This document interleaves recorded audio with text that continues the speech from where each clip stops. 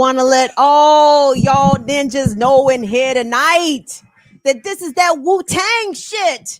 This is that shit that's going to get you high. See, when you stimulate your own mind for one common cause, you see who's the real motherfuckers. See what you see and you what you see. The original G, rhyming on Simon in the place to be. Gay love, see me.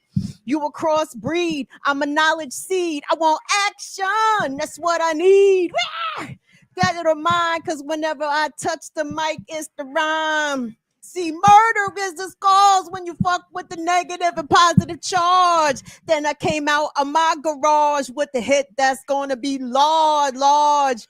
I'ma chill. I'm not gonna give y'all all this old dirty tonight. But I'm gonna give it to y'all on another night though. Welcome everybody. Damn, I was about to say the Remix Morning Show again. Hello, it is Burn It Down with Kim Brown. This is my program, my platform, BIDWKB, the safe place where we set oppression ablaze. I like to welcome all the Fire Fam guests and visitors alike. Come on in here. We got a good show in store for you. And we gonna make it do what it do, because I'm getting down with my crew. Hey, yo, can I get a song? Who taking me to see Wu-Tang? Don't everybody raise your hand at once. don't everybody raise your hand at once. Who? He was going to take me to see Wu-Tang, baby. So I braided my hair. Who remembers that? Well, Badu. Boom, boom. Goom, goom. You said you was going to take me to see Wu-Tang, baby. So I braided my hair. Goom, goom. Who take me to see Wu-Tang? Throw the W's up in chat. Welcome, everybody. We got a good show. Part of the reason we got a good show, I only have one shitty story. Okay, my shitty story quoted tonight is only at one. I have some good news stories because I saw these stories of Black women in particular standing up, standing down. And not only defending themselves, but surviving against all odds, and not in the typical, you know, how Cassie has survived all odds, right? Shout out, respect to Cassie, but anyway, you'll see in a second. And yes, we are going to talk about the burning down of the Nottoway Plantation. I said, I saw that story. I said, is someone calling my name? I said, ancestors, is that you? Are you summoning us? Not just I, but us, because we are Fire Fam, right? Is Chichi Macha in the building? Let me know if Chichi Macha come in here, because we might drop the link only for Chichi Macha, because Chichi Macha probably has some Louisianian divination into what agwan down there at Nottoway Plantation. Of course, you guys know the oldest antebellum plantation still in existence in the South. No more. The flames came and took it. I'm not sure if it took it all the way down, though. I think portions of it are still standing, which makes me a little sad. But I think significant chunks of it did indeed get burned down. So we are going to celebrate that because hello. Tell me, when is it a bad thing when a plantation burns down? I say never.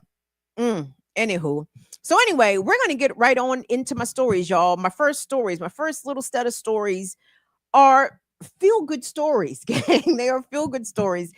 This came across my TikTok feed, and I said, I love this. And in fact, I have painfully little information about it because it was not posted by the news outlet by which it was reported. Someone else had reposted it. And when I clicked on the shit, because TikTok font is very small, and I said, how dare they? This is not for old people. this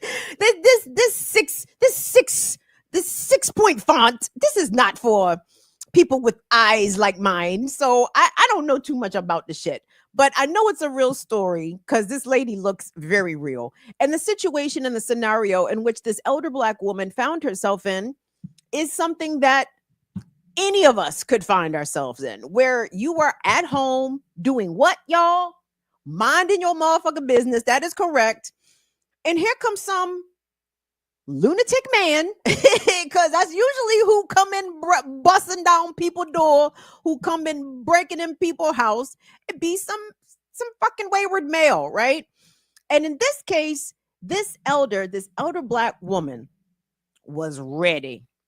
And she actually wanted to be readier, and you will see what I mean by that. But I just wanted to lead with some good news. I saw that shit. I said, you guys would love to see this story. So go ahead, Will, run this feel-good story of women, in particular, a Black woman, in particular, an elder Black woman, standing her ground and defending herself. Let's run it. My back. I brace myself. I ease the door open. That's when Gainey says 5'6", 300-pound Antonio Mosley charged her. Little did he know she was a high school softball player, a 65-year-old slugger. I took that bed and hit him upside the paya. He said, oh! That's when police say Mosley ran to a nearby mobile home park, leaving behind his jeans, shirt, and a sock. He was in his drawers. He didn't have no shoes on, no shirt, or nothing. Police say a K-9 unit tracked Mosley down inside a mobile home with new pants on and cocaine in his pocket. Officers brought him back to Gainey to identify him. I said, yeah. I said, that's him right there. They said, Miss Gainey, he got a big knot on his head. Mosley was booked in the Alachua County Jail with 2 charges of burglary and drug possession. If he better be glad I didn't have a gun, because I would have shot him. But this is my gun right here, because I was going, paya! Hey, chat, Fire Fan, where is Alachua County? Someone please inform me. We'll monitor the chat for correct answers. Alachua County, where is this? Is it in Pennsylvania, Ohio? I have no idea where Alachua County is, but what I do know is a couple of things. First of all, Miss Gainey, salute, mother. Salute to you, grandmother. We love a woman, especially a woman who live alone. Shout out to all my single ladies. If you live alone, get the bat ready and get your pistol on. Like, be for real. It's a lot of women out here living by themselves. Okay. And I appreciate Miss Gainey at least having the bat on deck. And I also appreciate Miss Gainey understanding that she should probably invest in a pistol. And I appreciate Miss Gainey also not showing any hesitation, any reservation. She said, first of all, she bopped the nigga upside the head like, pow, right? And she was quite tickled with herself to do that. And I'm so proud of this woman. Like, I send love and solidarity and strength and all that shit. I also want her to go get the pistol, okay?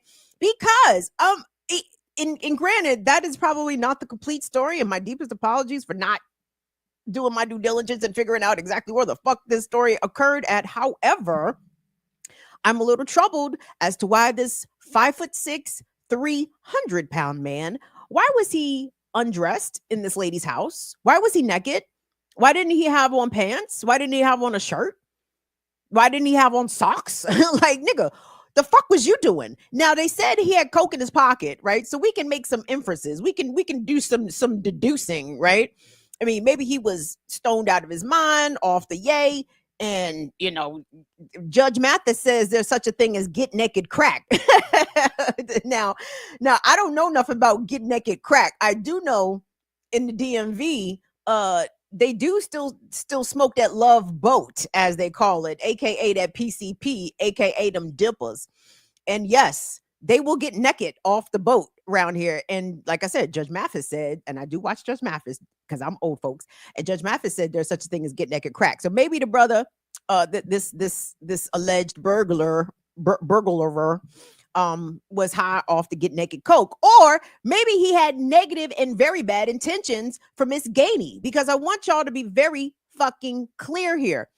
Women of all ages, and this is a sad statement in fact of life, but from infants to elders, if you are female, to predatory men, you are sexually on the menu. And I know that is gross, horrific, and disgusting. People only the people have this deep misconception of what R wording is and who is a target for R wording. Oh, only beautiful girls get targeted for R wording. What are you, idiot? What are you, fucking idiot? No. Gross, disgusting predators will target babies and grandmothers and everybody on the age spectrum in between. So simply because Miss Gainey is 65 years old does not mean that that man did not have very bad intentions for her. But I'm so proud of her. So proud and so heartened. And I know we have some elders amongst us watching. There go your hero.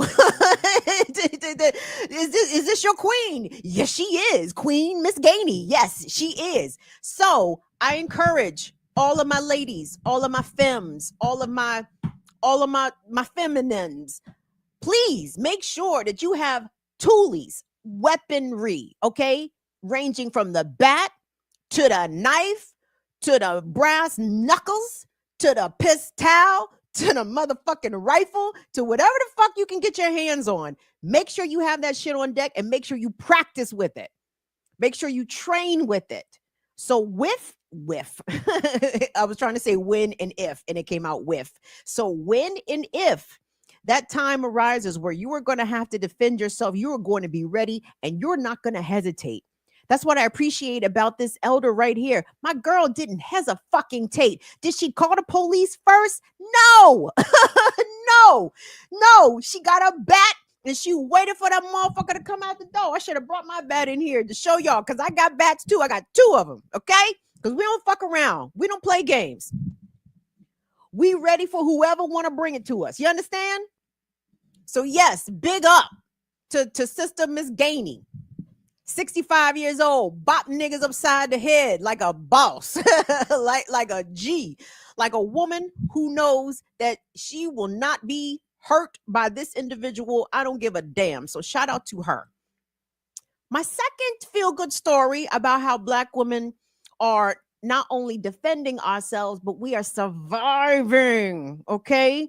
Even in spite of the elements, okay? We will survive, Gloria Gaynor style out here. This is not like a sexy story, gang, but I think you all would appreciate it. So, I guess it was early April 2025.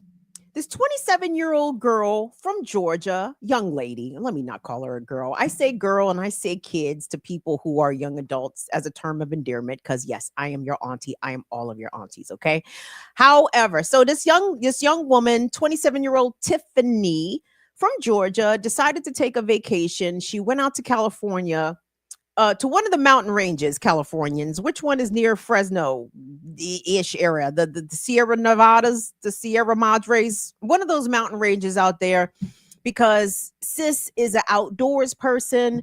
She wanted to go hiking. And then the story took a turn because her folks had not heard from her in several days. And in fact, the California rescue and recovery people, they was out there looking for Tiffany for a while, and they were just, let's say, hours, maybe a day away from giving up the search for Tiffany because she had not been found. And for those that know, California folks, speak up here. People go missing in the mountains all the goddamn time.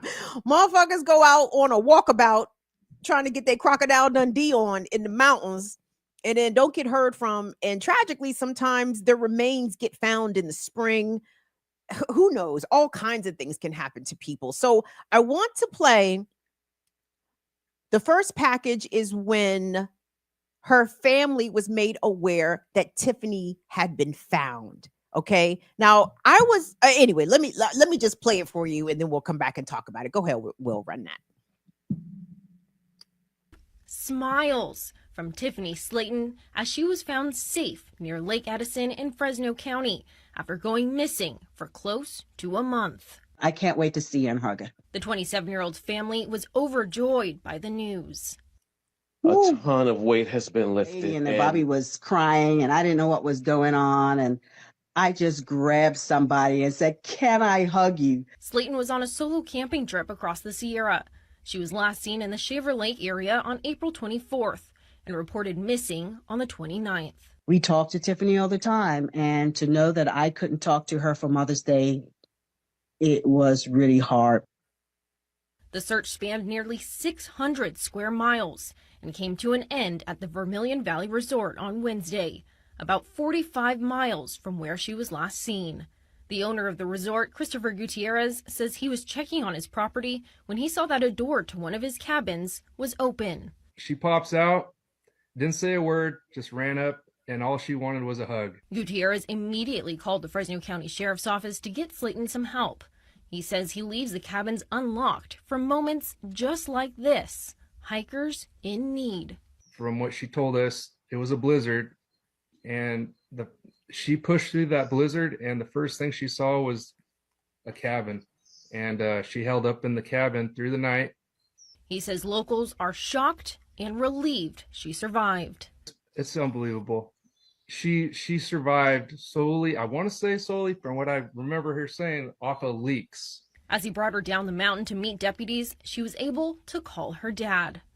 She said, "Dad, I'm alive and I'm sorry, but I'm alive, and I wanted to call you and let you know that I'm alive." Officials say Tiffany is dehydrated, but otherwise in good condition. This is one of the best birthday presents that Tiffany could receive, because tomorrow is her birthday. Happy birthday, baby. Tiffany. You guys, isn't that beautiful?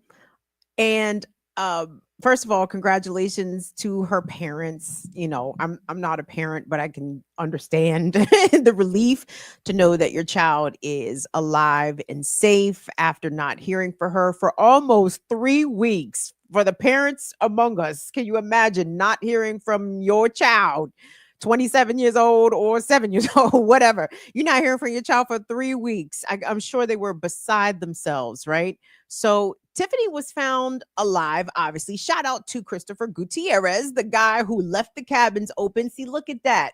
Look at the forethought. Look at the sense of community to not lock up the cabin, because some people be like, I'm lock up my cabin. I don't want no strangers coming in this motherfucker. No, Chris know what time it is. People get lost in the mountains. Bad shit happens to people when they on these solo hikes, sometimes in that area. So shout out to him for being a community-minded individual to make sure that the cabins are left open. Now, what we're about to hear, our next clip is going to be the press conference that Tiffany Slayton gave to the local media.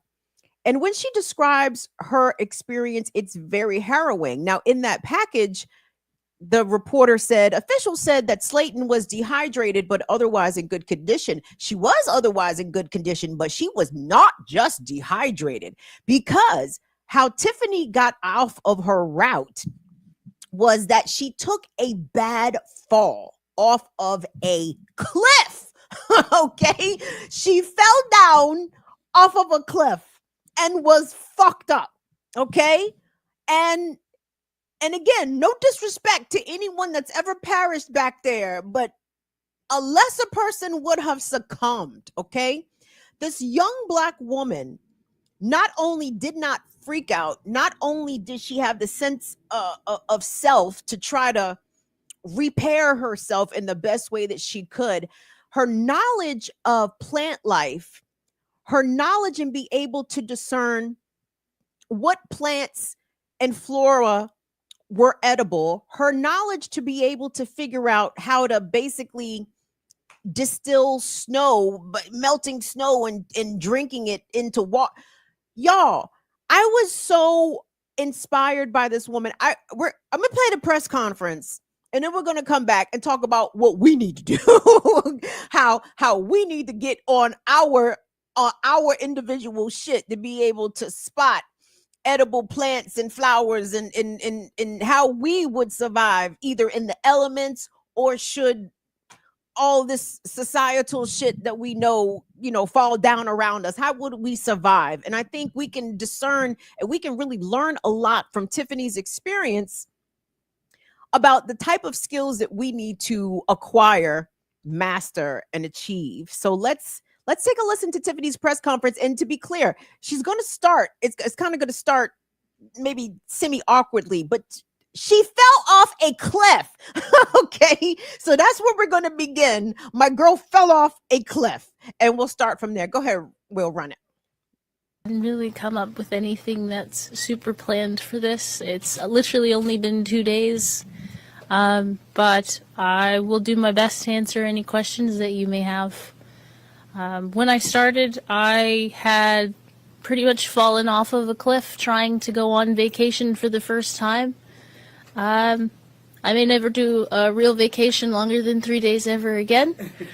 When I fell off of this cliff, I was unconscious for about 2 hours and did indeed have to splint one of my legs and pop the other knee back into place. From there, I couldn't actually get back onto the road. The main road was blocked because of the avalanche that I had been in, and of course, like a normal person, the first thing you're supposed to do is call 911, and I attempted that 4 or 5 times with no avail, and eventually got mad at my GPS and decided to ask, well, where's the nearest Starbucks? He was like, oh, well, we can answer that question. It's 18 miles from here. You can't give me 911, you can't get me GPS, but you can get me a Starbucks?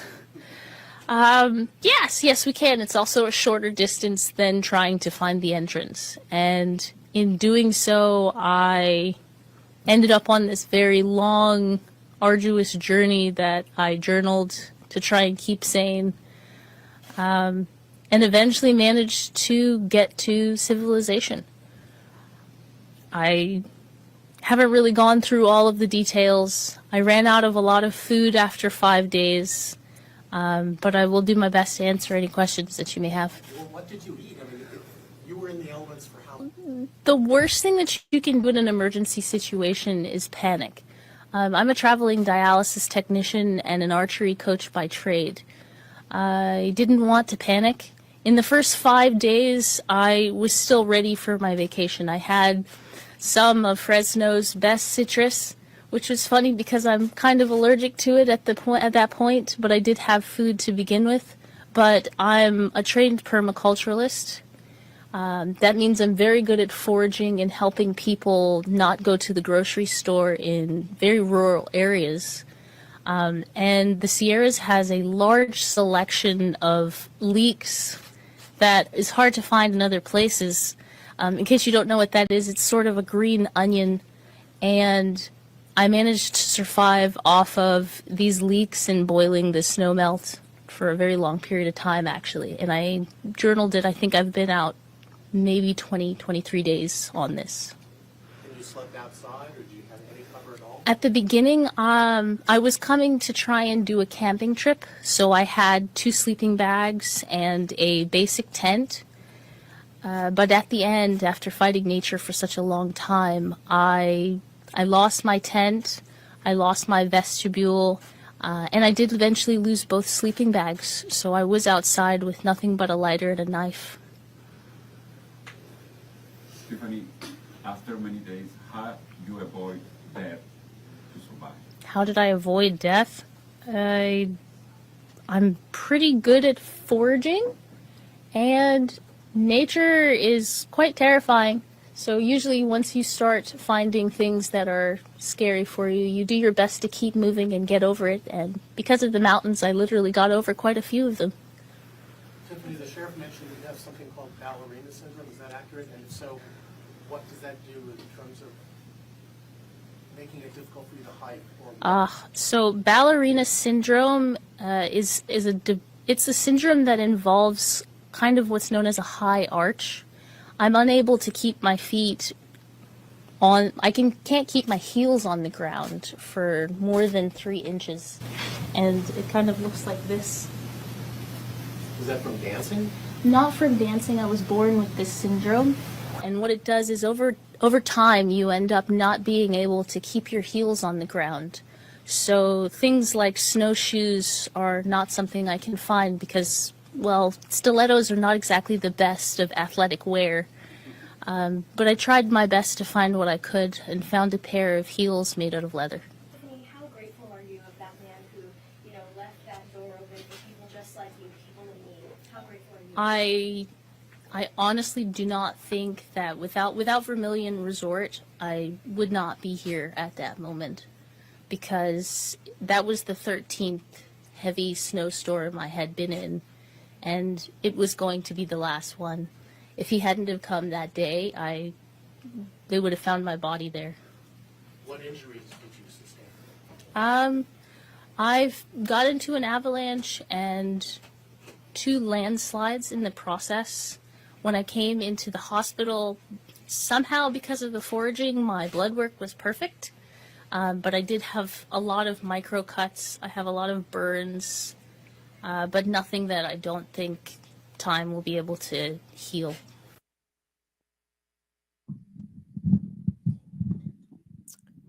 They would have found my they would have found my skeleton. They would have found my skeleton. They'd have like, oh, we found the remains of the missing. No, not Tiffany, though. Not Tiffany Slayton. Not that badass millennial. No, indeed. Tiffany knew what them leeks looked like. Leeks! She survived off of leeks. She says she's a perma-horticulturist. What is that? What is that? I tell you what that is. That's a bad bitch all the way around. 100%. Oh my gosh. You guys, did you hear that? She went through 13 snowstorms. She endured 2 landslides and an avalanche. Or was it 2 avalanches and a landslide? I can't remember. It's all bad, right? She lost her sleeping bag. She lost her tent. She said all she had was a lighter and a knife. And Tiffany was right there answering questions in a very coherent way. Like, I am so deeply impressed by this young woman, and I'm so deeply impressed by the elder in the previous story. I am so proud of Black women in general, for our ability, for our fortitude, for even when we are by ourselves, when we are all alone and the only ones we can turn to and count on are ourselves, baby. If I only have to rely on me, I'm betting on me. Okay.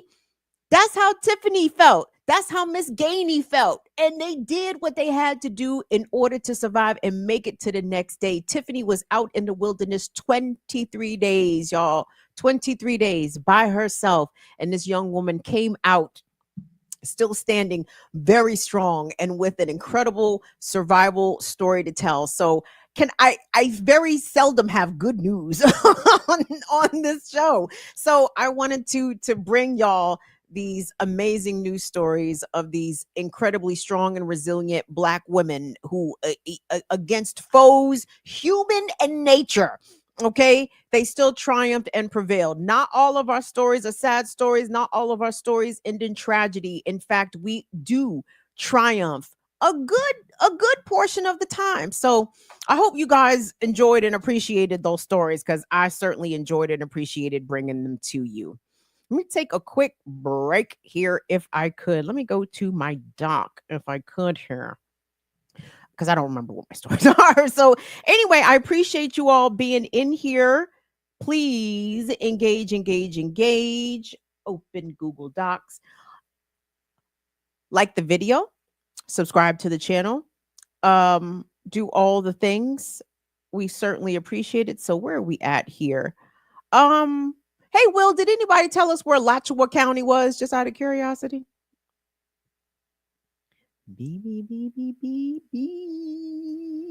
Nope. But Chichi Mancha is in the building. Shout out to Chichi Mancha. Good. Chichi Mancha, stick around, because I'm gonna drop the link only for Chichi Mancha, because I want you to come talk about that plantation burned down. The plantation burned down. Okay, so all right, so let me give y'all the heads up. This is my fucked up story. Okay, so we know, but this is the only fucked up story that I have, but it's a story that needs to be told, because people really don't understand who hurts and who gets hurt, right? So anyway, Thank you guys so much for being here. It's Burning Down with Kim Brown. We do this Tuesdays and Fridays, most Tuesdays and Fridays, 7 p.m. Eastern.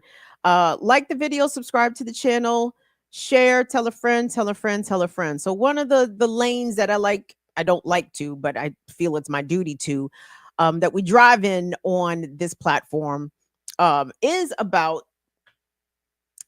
predators. And who's the predator? How do they prey on people? And we know that femicide, the targeting and the murder of women and girls simply because they are women and girls, femicide is a global epidemic. Tragically, it's nothing new. Tragically, I think every generation of women that have ever walked the earth maybe was better in the Stone Age. Who the fuck knows? But in modern times, in these past few centuries, it's hard out here being a woman and a girl and a femme, right? And unfortunately, not just in America, but like I said, everywhere across the globe. And this is where we're going to take it to Jamaica. And I think I told you guys about the story last week, and it's an important story to me because it just resonated so deeply. And then it took me down a Jamaican femicide rabbit hole. And let me be clear here. It is not just Jamaica. It is definitely the United States. It is definitely South Africa. It is definitely Afghanistan. It is definitely a global epidemic of femicide. It is not particular to any one race, nationality, ethnicity, religious background. Okay. Like women and girls take L's out here on the regs. And we want to memorialize the victim. In this case, tragically, a beautiful 9-year-old girl. Her name is Kelsey. And the person who took her life is a 30-year-old man, or should I say was a 30-year-old man, because the person who was alleged to have harmed 9-year-old Kelsey is no longer with us. Why is this person no longer with us? Well, because as soon as the people them found out who did it, everybody was coming for his neck. And when I say everybody, I mean even his mama was willing to remove him from the planet because of the heinous, horrendous thing that he did. So we're going to hear a few clips here, gang. And some of them are going to be news stories. A couple of them are going to be Jamaican TikTok creators opining, right?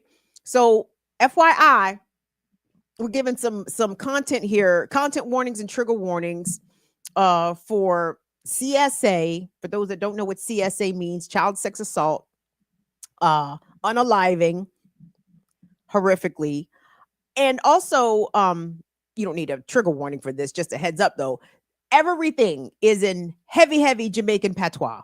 So if you can understand the patois, maybe translate, run a translation. Although you may not need all that much translation because every Jamaica speaks English, but the patois is very heavy. Like some of it goes over my head a little bit, but I get the gist. So just train your ear, ready your ears to decipher what is being said here. So this is a few clips, including some news clips, including some from Jamaican content creators.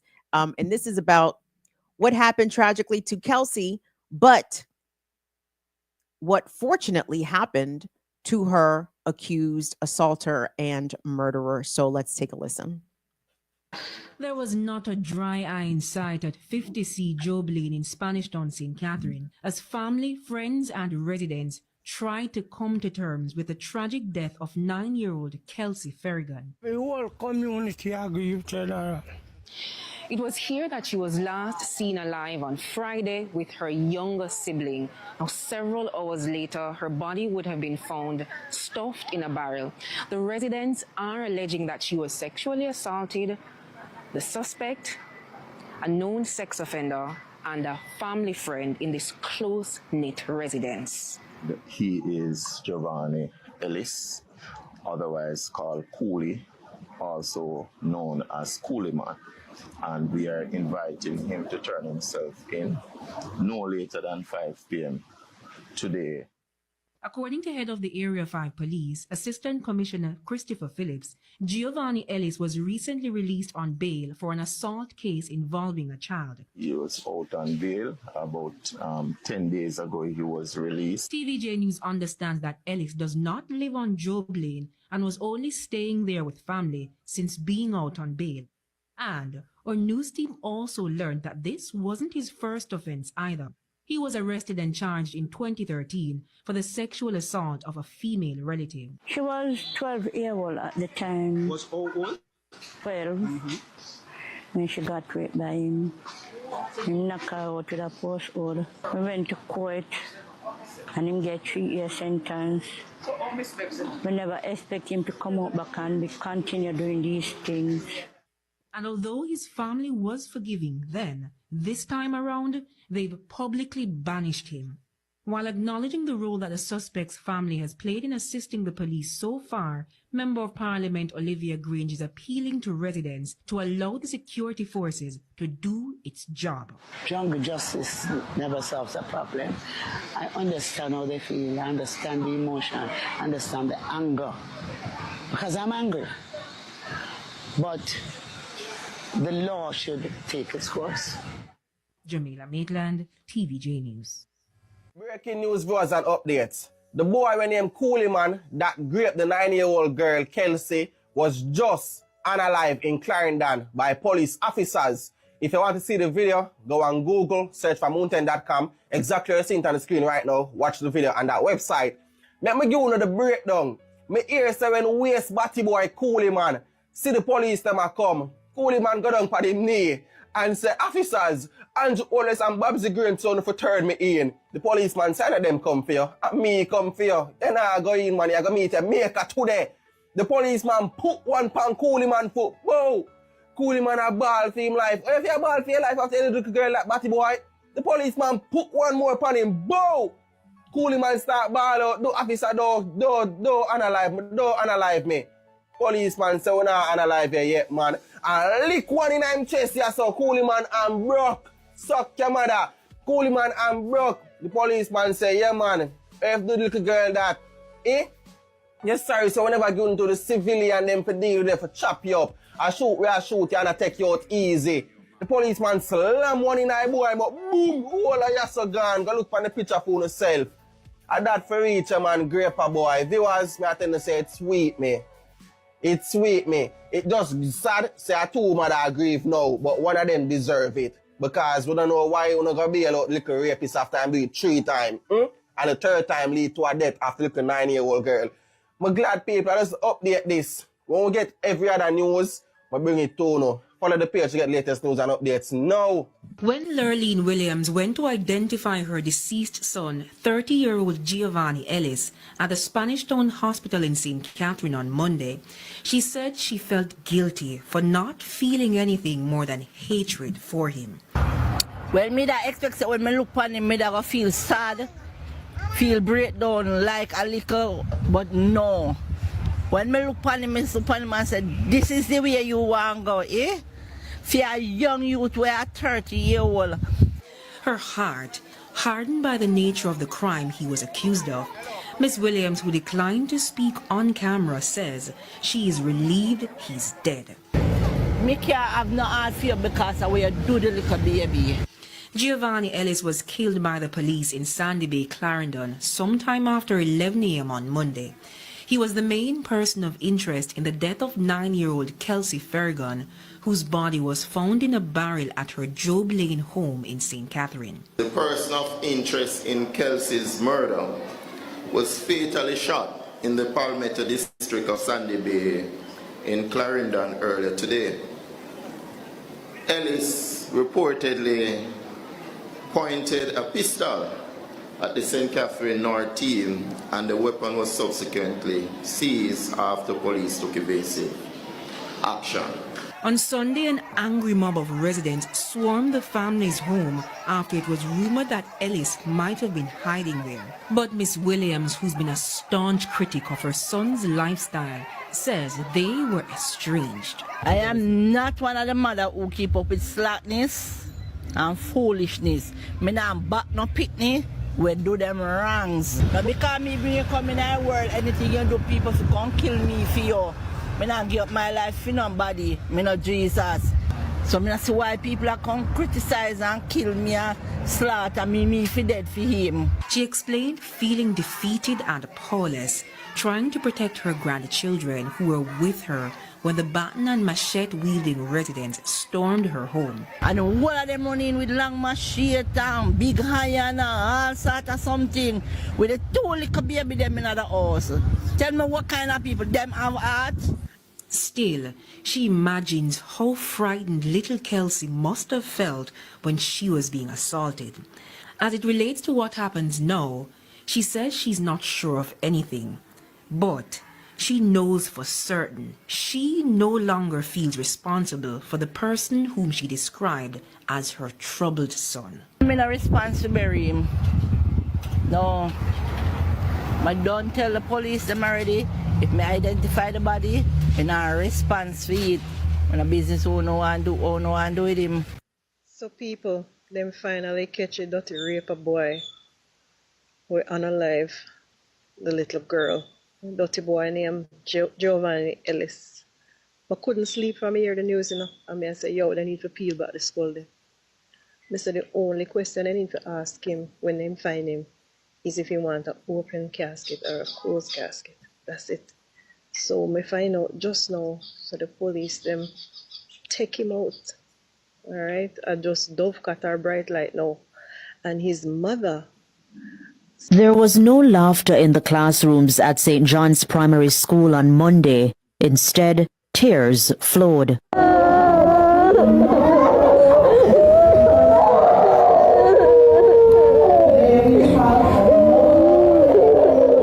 A pall of sadness hung over the school. 9-year-old Kelsey Farragon, a bright light among her peers, was violently taken from this world. Kelsey's classmates cried openly. Her desk, once a place of joy and learning, was now a small shrine surrounded by flowers, candles, and handwritten notes filled with love.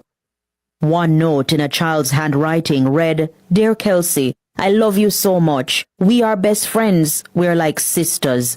But now you're gone. R.I.P." Another said, "Kelsey, you are the best friend in my heart. I wish you were here now. I love you till my heart melt." Her smiling face still beams from the classroom's top speller wall. She also excelled in a recent math relay team where she won a medal. Grief counseling was provided by representatives of the Child Protection and Family Services Agency CPFSA, who were on location supporting students and staff. Officials of the Ministry of Education and the Jamaica Constabulary Force JCF were also present. Kelsey's class teacher since October, Miss Candice Coburn, described her as a model student and a true scholar. Kelsey, all the positive words you could think of. She's a leader. I appointed her to be the group leader for our group. She's always someone who you would come to find a solution to try and fix a problem that's happening in the class. Kelsey was so quiet. She was so quiet. She didn't shout. She's kind. She would normally walk around and check on the other students. If someone is not eating, that's Kelsey. She's going to come and tell me, and she's going to say, "Miss Coburn, this boy is not eating. He said this or he said that. I don't know if he spent off the lunch money, but that's what he said." And you know, she would share her lunch with the person. Ms. Coburn says Kelsey was often paired with other students to help with various school activities due to her helpful nature. She noted that grieving will be difficult for the entire school community. We have a strong school family behind us, and the guidance department is always working, so it's going to be hard. It's going to be hard. As you can see, those are our closest peers. When they came in, even mommy told me on the weekend that it's so hard for them. They have a little clique. They won't ever see her again. And just looking at the empty spot, that's the hardest. Robianne Williams for Nationwide News. So there you have it. Tragic story of Kelsey Farrago and the person who harmed her, Giovanni Ellis. And I wanted to talk to you guys about this concept of jungle justice, a term I had not heard before, or I wasn't familiar with the term before I heard it in these reports. But apparently, it's a well-known concept in Jamaica of jungle justice, and maybe it is akin to what I support in the terms of prison justice, where people who are incarcerated, male prisoners, will find the chomos, the child molesters, the grapists, and they will dust them niggas up, dust them. Well, everyone's cracker, whoever, dust up them people, right? They will fuck them up behind the wall. They will murder them behind the wall. And that is, I don't have a problem with that. I don't really have a problem with that. But the problem with prison justice is that the person, the assaulter, the predator, actually has to make it to prison in order to get said justice. Jungle justice was not necessarily waiting for the prison system or for the criminal justice system, although in this case with Giovanni Ellis, the accused assaulter and predator, it was the police that took him out. Now, you heard the story that the police gave that he had a pistol and pointed it at him. I actually don't believe that. I do believe that the police found him. They saw an opportunity. They knew that if the community caught up with his ass, that they was going to kill him, the community members, because you saw the scene outside of Giovanni Ellis's home. And you heard his poor mother there, Miss Williams. She was in actual fear, okay? And I guess that can be the problem with jungle justice, right? Jungle justice may not get the right person, and or they may end up intentionally or otherwise harming innocents, right? His mother, from the little that I saw and that you all saw as well, to me is an innocent party, right? It was the criminal justice system, in fact, that failed Kelsey and the St. Elizabeth community, because as you heard in one of the reports, that Giovanni Ellis had been previously convicted of sexually abusing a 12-year-old who was a relative of his and was sentenced only to 3 years. I wasn't clear whether or not he served the entire 3 years, but also, what the fuck is 3 years for the assault of a 12-year-old? And having gone down this Jamaican femicide sort of rabbit hole, I saw a lot of commentary, especially from Jamaican women, echoing a lot of the concerns that we have here in the States, that these sentences for these convicted child molesters, for these convicted rapists, are minimal. They're slaps on the wrist. These motherfuckers don't do no real time. They're not doing double digits in years. They getting sentenced to 5 years, doing 3, doing 2, getting sentenced to 2 years, out in 1. It's a madness how much, or rather how little, the criminal justice system values survivors, right? And doesn't seem to view these predators as pathological, right? If a man in particular abuses, sexually harms a child, they will do it again. There is no cure for pedophilia, okay? You can't, there is no long amount of time. You cannot sentence them to enough time. It doesn't matter if they get treatment. It doesn't matter if they get chemically castrated or whatever the fuck. There is a drive to harm kids that is insatiable, and they can't be fixed. Every psychologist and psychiatrist who has ever worked with pedophiles will tell you this. Same with with mental health professionals who work with rapists of even adults. They'll tell you that. You can't fix that. So I don't even see why we try. Don't try to fix it. Put that motherfucker away forever. While we still doing jail, do the fuck out of jail for the child molesters and the rapists, because they will come out and they're going to do it again. And that one man, Giovanni Ellis, on my small hands, I can count 3 people directly harmed by him.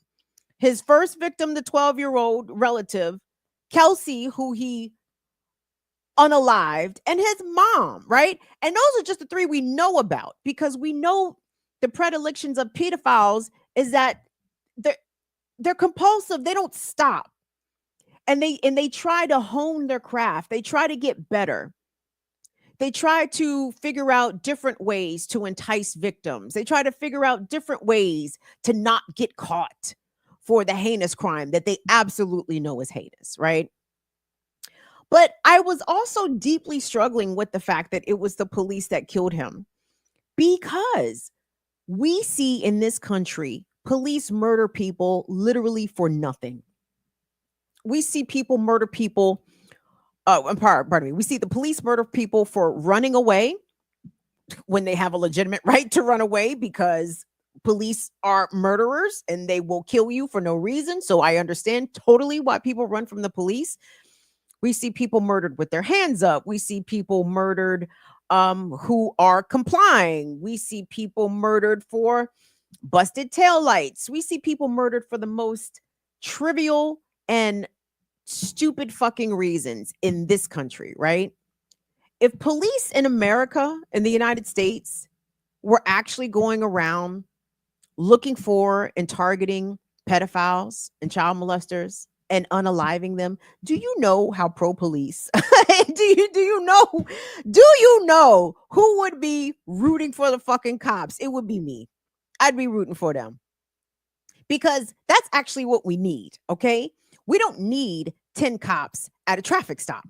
We don't need 10 cops for the smell of marijuana in a fucking car. What we need is 10 fucking cops hunting down the rapists, hunting down the child molesters, hunting down the domestic abusers.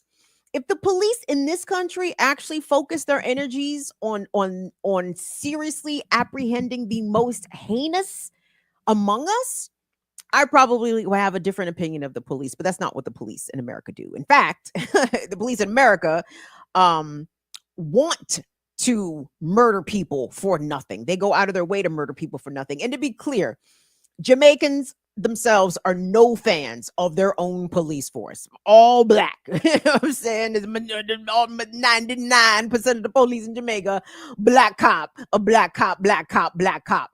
And Jamaicans are no fan of the black cops, but they were in approval of the jungle justice that the cops dispensed in this particular case.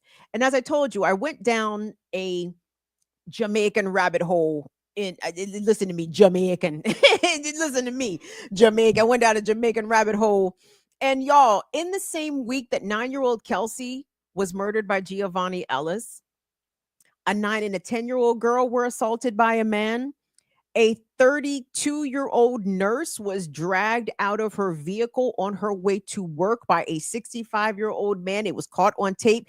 And I saw men and women alike, Jamaican creators, coming on to the clock app and just be like literally pulling out their hair because they are fed up with the attacks on women in their country. Okay. The women, in fact, were making content telling other women what I tell everybody, what I tell my viewers: strap up with something. Don't matter if it's the pew pew, don't matter if it's the polka polka. You know what I'm saying? Get something on you, because these predators are not fucking playing. Okay. They will assault you. They will unalive you right after. And here's the thing. How do we discourage that, guys? Because everybody, I assure you, child sex abusers and rapers are not worried about the criminal justice system. They just aren't. If they were, they change their behavior. But I tell you what will change their behavior: when they start getting unalived, when they start getting fucked up, right? When the would-be rapist attempts to grape a woman and she ends up castrating them little doohickeys from in between his legs. Like, it's time. It's past time, actually. Like, I'm here for self-defense. I'm here for martial arts. I'm here for all that shit. But whether it's talk about busting your fucking face, whether it's period blood or busting your fucking face, some blood, to quote "Oh Dirty Bastard," while we doing rawhide. And unfortunately, guys, guess what? Your fourth grader is gonna have to know these things. Because your fourth grader is not off the menu. Your fourth grader is, in fact, a very real target. Your fourth grade girl and boy and gender non-conforming child, okay? And I hate that. We want children to be able to remain innocent for as long as possible. This is not the world we live in, guys. And I'm not saying you got to take your kids and give them the gory details, not at all. But you're going to have to maybe do some role play scenarios with your kid, okay? You may have to give your daughter the plastic carryout knife. You know what I'm saying? You know, they'll give you the plastic cutlery when you take out food. Give her the plastic knife. Have her father, her brother, her uncle, whilst, you know, okay, baby, go walk down the street and Uncle so-and-so is going to run up behind you and try to grab you, and you got to defend yourself, okay? Uncle might have to take a little kick to the nuts. He'd be all right. He'd be all right. It's for training purposes. You understand? Like, I hate it. I hate it so bad, you guys, but it's necessary. It's necessary. It's necessary. We are on the menu. We are in danger, okay? And unfortunately, it doesn't matter the age. Your infant, your grandmother, okay? Your mother, your sister, your wife, your daughter, every woman you know is in danger. And that's not hyperbole, I don't think. Especially when you look at the frequency and the rates of rape and sexual assault. You know, I always hear that stat about by the time a woman has graduated college, 1 in 4 women have experienced sexual assault.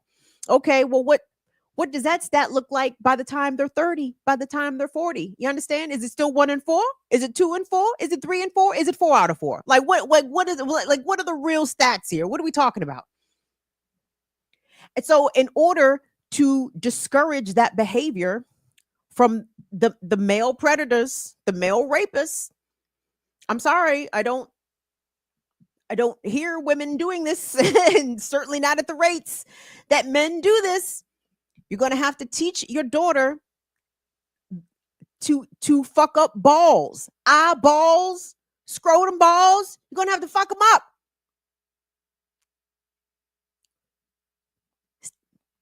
Poke in the neck, okay? Like, it's not a game. I don't believe in kicking and getting away.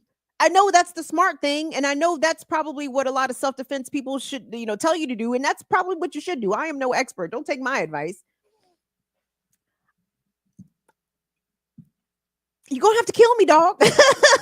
You're going to have to kill me, because I'm going to try my best to kill you. I promise you that. I promise. I promise. The next man that tries it, he better be prayed up, because I'm going to do my best to remove him from the planet. And I encourage you to feel the same way. And I encourage you to encourage your daughters, because guess what? Also, we cannot be sitting around waiting on a criminal justice system. Let's assume that the next victim does everything right. First of all, they survive. Second of all, they scratch, they collect DNA, they remember what the fuck the motherfucker looked like, they can give a description, they got, you know, evidence, they got the evidence, they saved the draws, they did all the shit right. And you do all that just to get to court, just for the motherfucking predator to be convicted, and just for that motherfucker to get 3 years, to get a slap on the wrist, or to get let's say a decent sentence. Let's say they get sentenced to 10 years. But they out in 3 because the prisons was too crowded, right?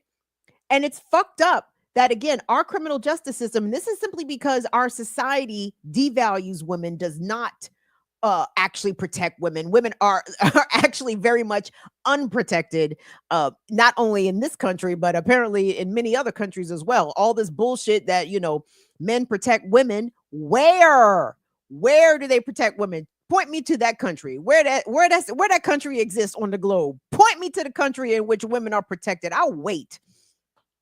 I'll wait. But the criminal justice system is not going to take care of these fuckers. So it's going to be incumbent upon us and incumbent upon us to teach our daughters and the young women in our orbit. Okay? Don't play games. Go for the jugular.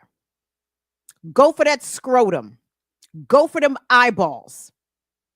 Make him regret that he even came up and selected you as a victim. Make sure that you are his last victim.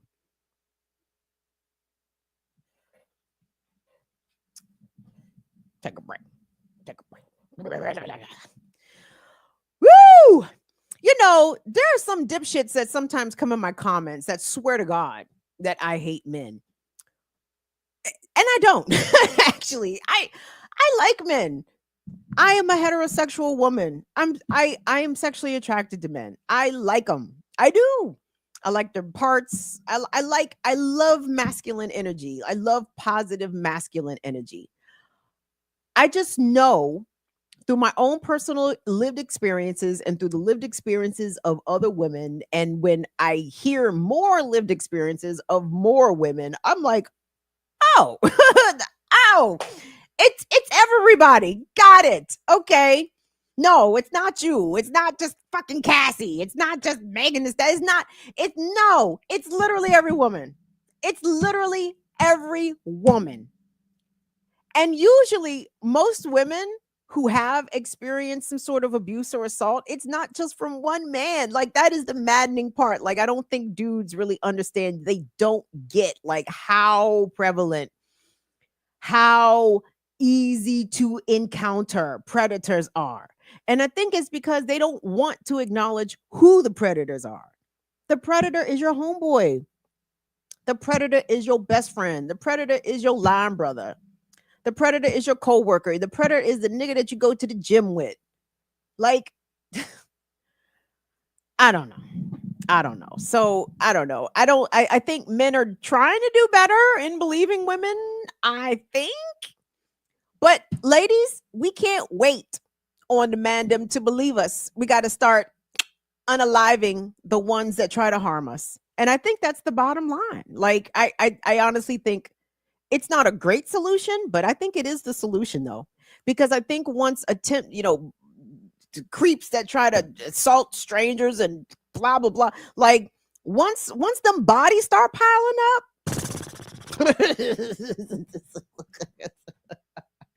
once them bodies start piling up, son. Also, we got to be ready to support the women that do decide to defend themselves. Okay, because I tell you straight up, I'd rather be judged by 12 than carried by 6. You better motherfucking goddamn believe that. Believe that. I take my chances with the jury, okay? I'm not taking my chances with this fucking motherfucker who thinks that they can assault and then what? You gonna end me after that? I don't think so. You're not gonna even get to the first part, my guy, because I'm going for them balls with a vengeance. So anyway, well, do me a favor. Drop the StreamYard link in the chat and see if Sister Chichi Macha is going to be available to join us. And after you do that, we are going to move along to the Burn It Down story, gang. There's been some and the Burn It Down stories, when I say burn, what do I mean by like shit that has burned down, like the fucking crackers starting wildfires in New Jersey and California and shit. No, that's the bad burn it down. That's not the burn it down that we support on this platform. Okay, we do not support the burning down of fucking Mother Nature. Mother Nature didn't do shit. Okay, but support us out here. I'm talking about the burn it down of fucked up shit. The burn it down of our enemies, the burn it down of the symbols of power of our enemies. Like, I'm here for that. And the internet let out a triumphant, jubilant hooray when the news of the Nottoway Plantation near White Castle, Louisiana, when the news of its catching fire began to spread, pardon the pun, there was a bit of a mixed reaction. Now, from my side of the internet, it was a jubilant Hoorah! Look at that. Yeah. More of that. And then there was another reaction. And then there was another reaction from the racist whites, because there was plenty of whites with sense who also was with us and like, hoorah, let that shit fucking burn. But then there was the contingent of whites who were like, oh my God, so sad. The plantation. Did you know that plantation was 159 years old?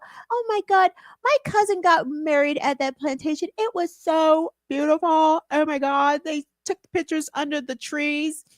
Yeah, something happened on those trees, but I can't remember what they said happened. But anyway, it's so sad that the Nottoway Plantation burned down. It was like my favorite plantation. Oh my God. So really quick, the Nottoway Plantation is in Iberville Parish in Louisiana. It was built by some cracker named John Randolph.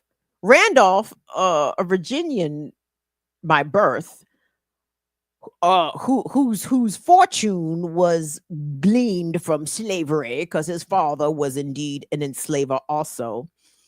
Randolph said, hey, you know what? This slave money in Virginia is good and all, but we can really get this money if we do slavery in Louisiana, because slavery in Louisiana is on some next level shit. And I think Mr. Randolph was planting cotton. His family had a cotton plantation in Virginia, but when he got to Louisiana, he was like, we're actually going to do sugar instead. Yeah. And from what I understand, sugar plantations were among the harshest in the whole plantation model, right?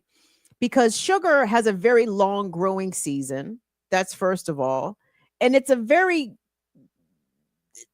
the methods to extract sugar from the cane, especially during the 19th century, were very involved. You had to chop the cane out of the field with the machete. And then you had to crush it with rollers. And then you had to boil it in these cauldrons to extract the blah, blah, blah. And a lot of times enslaved people who were doing this backbreaking work would sometimes die from doing this work.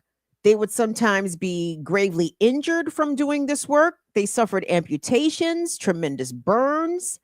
And the whole narrative that white Americans, or let me rephrase, racist white Americans, because we have plenty of white Americans with us who fucking know better, okay? But the daft among the whites, oh, they are particularly daft. But hold on, let me back up here. So I think what we got here, Will, let's start off. Let's take a look at the cracker who actually owns the Nottoway Plantation, even though I think they have reframed it or renamed it to a resort. Oh, and by the way, post Nottoway Plantation being an actual plantation, in recent years, its most recent iteration, I think it's a resort and spa and a wedding venue destination. And the fact that white folks with the most minimalist of self-awareness will gleefully book a plantation for a wedding, sheesh, and not think twice about it, not give it a second thought, not blink, not wonder, maybe this is fucked up. And to me, that basically encompasses the grotesqueness of whiteness. Not white people are disgusting. Whiteness is disgusting. Whiteness as an identity is disgusting, because they will literally go to a forced labor and torture camp and swear it's the most beautiful place in the world with no irony. It's amazing. So anyway, let me give you all a couple examples of this. So I found this video, and it must be pretty recent, actually, because the gentleman references COVID. And this is the owner of the Nottoway Plantation. I believe this is the most recent owner of the place. And just to hear the disconnect, the disassociation from the horrors of slavery, and in particular, the horrors of enslavement at that plantation, right? They just yada yada. You know, it was slavery and yada yada. It's like, nigga, are y'all all right? Of course they're not all right. So anyway, go ahead, Will. Run that first clip. Surviving antebellum mansions in the South. Nottoway Plantation was built in 1859 and has witnessed a changing world since its pre-Civil War origins. Most antebellum homes are lost to history, burned to the ground, or leveled by years of neglect. Nottoway has endured and enters a new chapter under new ownership. This was like a long-standing dream you had. This is like the dream of my life. I was a history major in college, and I love preservation. And I came down here about 6 years ago to a wedding, and so after that I was just determined to see if it was even at all possible to buy Nottoway. Dan Dice and his wife Desiree purchased Nottoway with the aim of restoring the home to its former glory as an economic catalyst for Iberville Parish. The couple lives in Natchitoches, where they restored, own, and operate Still Magnolia House and La Maison Louisiane, both historic bed and breakfast establishments. We've been fixing things. Because 2020 of COVID, it basically shut down. There were people here, but there was no activity. And so we had to do all the deferred maintenance, air conditioning, heating, painting, restoration of bricks, all kind of things. Very soon we're going to have the mansion restaurant open. So I really am excited to be here. The mansion's architecture blends Greek Revival and Italianate styles. Henry Howard, a prominent architect in 19th century Louisiana, designed Nottoway and several grand homes along the Mississippi River, including Indian Camp Plantation in Carville, the former campus of the Gillis W. Long Hansen's Disease Center, and now a present-day Louisiana National Guard installation. It's an icon, you know, it's like the state of Louisiana. Randy LaPrairie worked as Nottoway's head of maintenance for 31 years. He painted a mural in the downstairs restaurant that expresses his affinity for the property. News of Nottoway's new ownership brought him out of retirement and back to the grounds. It is, definitely, you know. Something need to be saved. What is it about Nottoway that made you come back here out of retirement to work here again?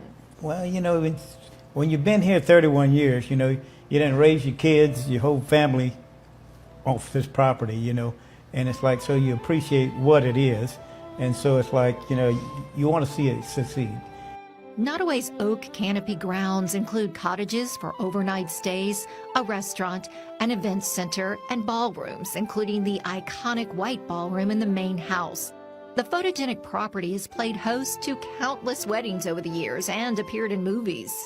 I wanted to be open to our community, and the bigger community of Louisiana. It is a diamond in the rough for Louisiana. And so we're going to move Louisiana forward with a great property. We're going to have an Easter egg hunt. We're going to have a Christmas day.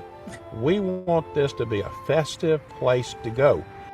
We're excited about Dan and Desiree's commitment to revitalizing Nottoway. Nottoway is just a staple in Iberville Parish, and for their commitment to make sure that they're preserving the history, because Nottoway has welcomed visitors from across the world for over 40 years. So we're really excited about the future. Nottoway was originally the home of sugar planter John Randolph. Its elegance and grandeur at odds with the human toil that funded its construction. Dan acknowledges Nottoway's past cannot be dismissed nor ignored, but he wants to give the property a new legacy that celebrates Nottoway's architectural value and brings people together. It's about a happiness thing. I mean, I want to preserve it for future generations, and I want people to enjoy it. It's right here on the Mississippi River. It's historic, so I want people to enjoy it. I want to have fun here, and that's what I want to happen. Holy shit, wait a second. I don't think I listened to that video all the way to the end before. And I'm like, what? Has everyone lost their fucking mind? Has everyone gone completely crazy? The human toil, yes, did anyone say enslavement? Did anyone mention slavery? Did slavery even come up once in that? If once, did they even say the word slavery? A history that is meant to be preserved. Preserved for whom? And preserved for why? I think that plantations and the mansions that sit on these plantations are abhorrent. I think they are an offense to humanity. They are, because you have these monuments, basically these spectacles of white supremacy and enslaved labor remaining, still standing. Oh, by the way, how did Nottoway still manage to remain standing? How come it didn't get burned when the Union came and liberated the enslaved people, so to speak? Well, Randolph, before the end of the Civil War, Randolph had sent all three of his sons to war. He was like, nigga, I'm not going to fucking war. Y'all little niggas go to war. Talking about his children, right? So he sent his three sons off. He took 200 enslaved Africans and went to Texas. He left his wife and his remaining minor children at the plantation, hoping that if the Union came to burn the plantation, that they would take pity on the wife and only the children being there, and they would not burn the mansion down. And that is what happened. The mansion was indeed spared, and that's why it was the oldest standing antebellum plantation mansion in the house, in the whole South, right? Chichi Macha, is Chichi Macha with us? Chichi Macha, you don't have to come on. If you busy, if you busy, too busy to contextualize this, don't worry about it. But I just figured you might have had Chichi Macha with us. I'm here. Come on, true sis. Come on, true. Because I have some more clips, so I might take you down and take you and bring you back up. But hold on. Let me do that. Let me play a couple more clips of Chimacha, and I'm gonna come to you because you know what the hoodoo practitioners are saying, right? And by the way, y'all, it's time. It's time for us to tap into the practices and the religions of our ancestors. We gotta set this Euro shit down and tap into what the African ancestors want for us. So hold on. So let me play the news story. Well, let's go ahead and cue up the news package, because that way we actually get to see some of the flames taking down this dreaded structure. So let's go ahead and run the news package, please. It's a day that we were always afraid of. Thick smoke and flames rose from the historic Nottoway Plantation Thursday afternoon, a 160-year-old structure in Iberville Parish, sparking conversation about its legacy. There's so much controversy with the past, but you know, in the generations that we didn't live in that generation, right? The main thing is the preservation of history is so important. 10 fire departments rushed to contain the blaze. Though parts of the property were damaged, the main structure still stands. We will continue our investigation, leave no stone unturned until we determine what has caused and why this fire happened. No timetable on how long it's going to take. This is a large-scale fire, so it's going to take a lot of effort. The mansion, once a plantation home, now operates as a resort and museum, drawing visitors from around the world. This event here is going to take a toll on the Louisiana tourism. Several departments responded to help fight the fire. No injuries were reported. For Louisiana First News, I'm Kayla Gaston. Oh, the parish president says renovations were done years ago, but sprinklers were not added to the mansion. I disagree. I do not think tourism will take a hit. In fact, I would like to go to Louisiana and go see the burned down mansion. Actually, I'd rather see it burnt down than fucking standing up. We're going to play these last two clips and then we'll bring Chichi Macha on, because you guys, and we played this clip on the Remix Morning Show, but I think it bears repeating, because again, the level of whitewashing, the level of erasing of the actual lived experience of African enslaved folks within the plantation system, okay? The way that the white docents, the white tour guides would instruct the visitors about what life was like for enslaved people on these plantations is dystopic. It's like, nigga, are we talking about the same? Are we talking about the same place? Are we talking about the same people? So I got two clips here. I'm gonna run them back to back, and then we're gonna bring Chichi Macha on. The first clip again is the one that we saw on the Remix Morning Show, but those who may not have seen it, it's going to be someone recording the tour guide at Nottoway, and they are recounting erroneously what life was like for enslaved people there. And then we're going to see a satirical version of that sounds exactly like the version that the tour guide was trying to present in real life, just to show y'all that we live in the fucking upside down. we are living in the upside down right now. So we'll go ahead and run those, please. Thank you. He had the most in this region, and that's because when he purchased a slave, if the slave had a wife and children, he'd buy the whole family so that they would never be separated. And so that was good for them. And then in the village, he built a cottage for each of those families so they didn't have to share with multiple families and squeeze into one space. So that was good too. They could hunt, they could fish, so they could buy for their own food. And they also built a hospital for them, and there was a doctor who would visit every week. And the doctor trained one of the slaves to be a nurse to take care of them. So from the readings that we have, it sounds like the slaves were treated fairly well as a slave can be treated, considering the conditions. When the war ended, the majority of the slaves stayed here. And we actually have descendants of the slaves who still work here today. Pretty amazing. Now, I didn't say you there, director and curator of Nottoway Resort. I just wanted to jump on here real quick and let y'all know that everything is fine.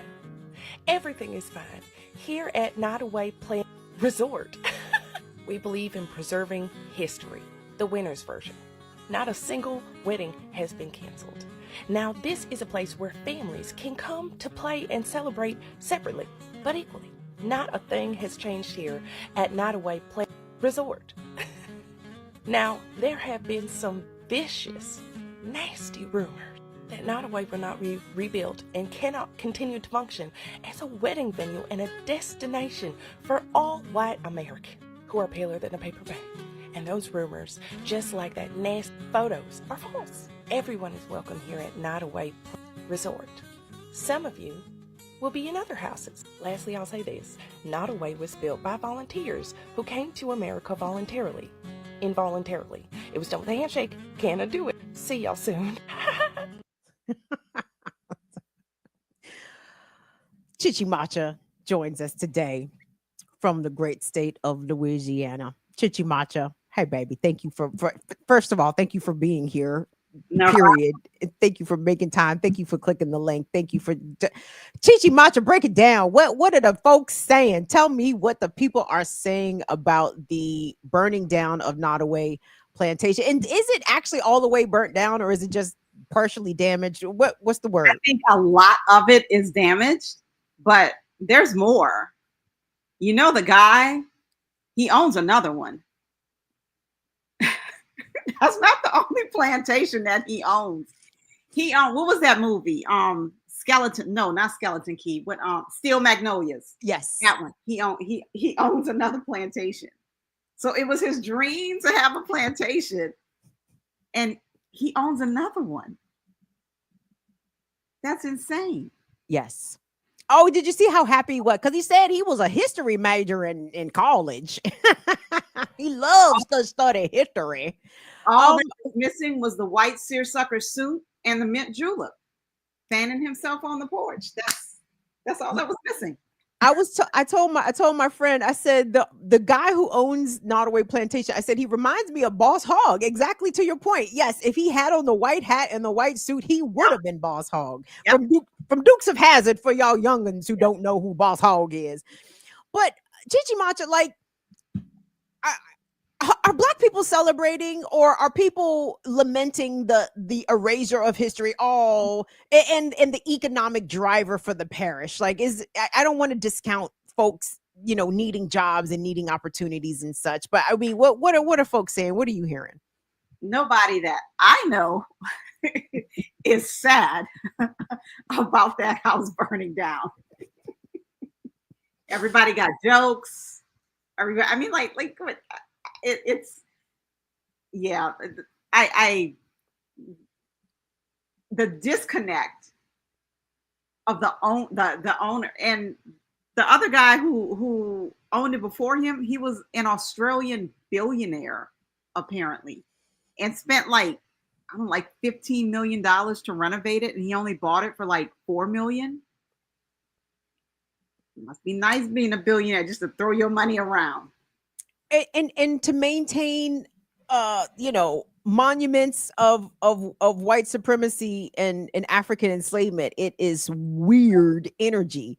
But speaking of energy, because the folks that follow the practices, right? I was online, and according to even what the officials are saying, they don't suspect arson. They don't think that a person came and started this fire. They think it was an electrical fire that started it. And from what I understand, they were able to put out the initial fire, but then the wind picked up the embers and the fire restarted. And that is where some of our people are seeing some ancestral intervention. In particular, I think I heard, and please correct me because I do not want to disrespect and missay things, but the deity or the spirit that is in charge of wind and hurricanes, is it Oha or Ofa?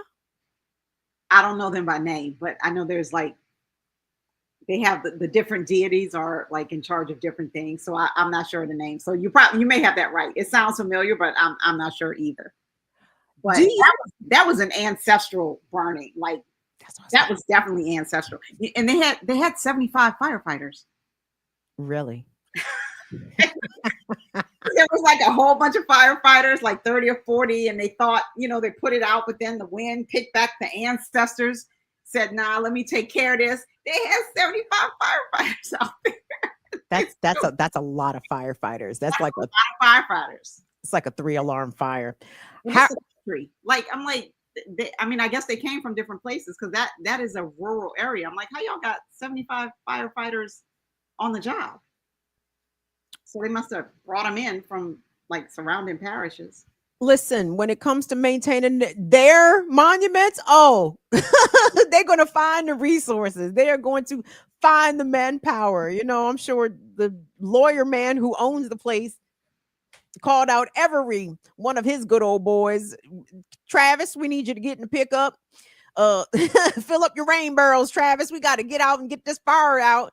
So what do you think is going to be next here? Do you think there's going to be an attempt to rebuild it? Because I got to say, Chichi Macha, I've toured a single plantation to my recollection, and it is the one that is in my hometown, Montpelier Mansion. And I remember touring it as a kid and like not being impressed. But I will say this, I would love to come to Iberville Parish to see that burned down plantation. That sounds like a tour. Like that's the tour I want. Take me to the burnt down shit. What do you think is going to be next for this? Do you think they're going to try to rebuild it, or is it historical anymore if they rebuild it? He said he wants to rebuild it. He wants to rebuild it, and I hope it burns back down again. But I mean, like a whole big, huge chunk is missing. So I don't know what they're preserving. Like it's missing. This will be a new structure. So you want to basically build from scratch almost a plantation with the enormous amount of money that I'm like, I just don't understand. I mean, the disconnect. Well, they're psychopaths, right? Like we're thinking like humans and they're psychopaths. So it's difficult to get to wrap your mind around how they're thinking about it, because it's psychopathy. Like I'm like, it's a message. Like, okay, it burned down without somebody, a person burning it. That should let you know something was happening. Mm-hmm. Absolutely. And I'm hoping that the same energy, I'm hoping that the same fate perhaps will befall other plantations that are still existing, still offering up whitewashed narratives of Black people being enslaved and what they experienced. From what I understand, Chichi Macha, do you know much about the history of Nottoway? Because I heard some folks saying that amongst the plantations in the system during slave times, it was particularly vicious, that most people who found themselves purchased and brought there usually died within 7 years because the conditions were so extreme. Yeah, because sugar is like you were talking about earlier, like that's like a really brutal crop. But yeah, and that's I don't know. But like even along the whole river, because that one I think was along the river closer to Baton Rouge. But there's like a series of plantations along the river, because like you can go on tour, because I used to sell tours, and it was just amazing to me. And I'm like, because people went on them for different reasons. And when I would see like these like white suburbanite, I'm like, what are you getting out of this? Like a lot of times some of the Black people came, and especially if they were from like somewhere up north, like they just wanted to understand like the layout, like the dynamic of like what our ancestors were like experiencing. They just wanted to see the land. But then I would have some of these other people, and it's like, what are you doing? Like what? But they love them some slave plantation. They love them some plantations. I think they're revisiting.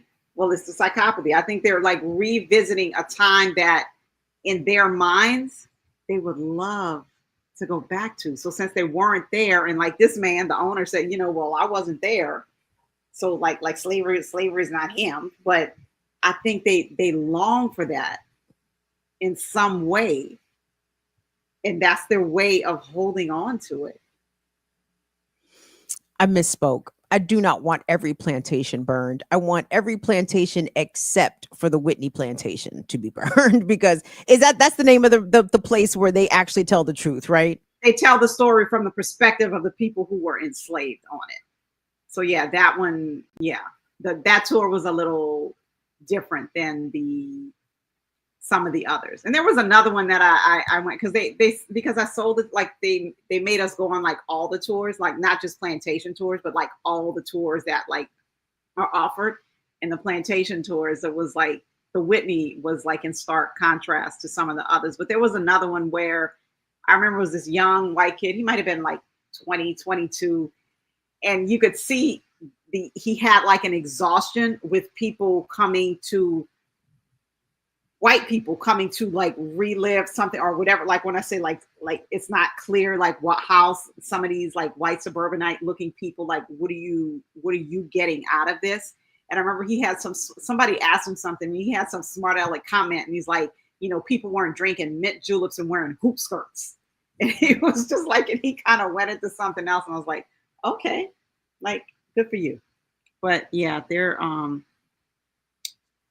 people love them plantation tours. I have not figured out why. And then like this one with the weddings, I don't know how you want a wedding.